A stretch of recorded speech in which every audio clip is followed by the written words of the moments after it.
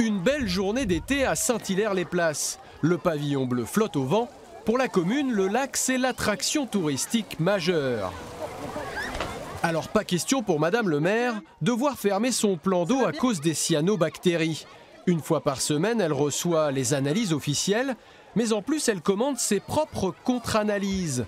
Une double vérification qui réserve souvent des surprises.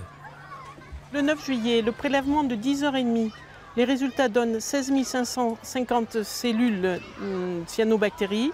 Et le prélèvement de 13h30, on a 51 258 cellules. Moi, ce que je constate, c'est lorsque je fais des analyses, lorsque j'ai un prélèvement ARS, mais que je travaille avec 2 contre-analyses derrière, j'ai des écarts qui peuvent aller de 1 à 9. Donc j'aimerais comprendre. Des questions sans réponse. À Guéret, l'étang de Courtille dépasse le seuil critique de 100 000 cellules de cyanobactéries par millilitre d'eau. Les autorités de santé préconisent la fermeture. Pourtant, les baigneurs font bel et bien trempette. Je vais aller me baigner juste à l'instant, pas de souci. Enfin, j'ai pas senti la présence d'algues bleues, quoi. Ça vous gratte pas? Non, ça me gratte pas. Pour l'instant, ça me gratte pas. Depuis quelques jours, la mairie a même officiellement autorisé la baignade, prenant à contre-pied les préconisations de l'Agence régionale de santé.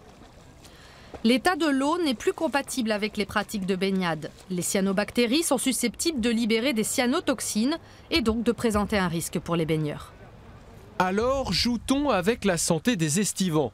Non, répond la ville de Guéret, qui pointe des différences entre les régions françaises dans la gestion des risques sanitaires. Si le plan d'eau de Courtille était situé dans la région Bourgogne-Franche-Comté, effectivement, l'ARS ne nous demanderait pas de fermer ce plan d'eau. Elle nous demanderait de faire ce que l'on fait actuellement, c'est-à-dire des recherches de cyanotoxines.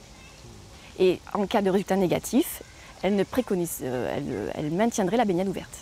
Bon usage ou excès du principe de précaution, en dernier lieu, c'est à la préfecture d'autoriser ou non l'accès au site de baignade.